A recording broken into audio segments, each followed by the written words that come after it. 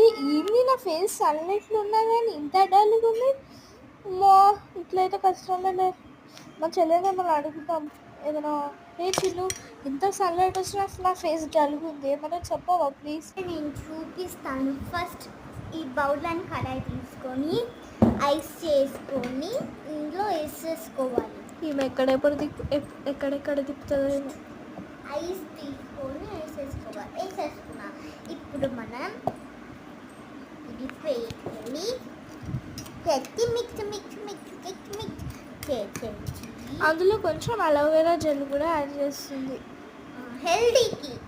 దాని తర్వాత అమ్మ ఎంత చల్లకుంది, కాకపోతే చాలా రిలాక్సింగ్గా కూడా ఉంది. ఇలా హోలీలాగా కూడా ఆడుకోవచ్చు.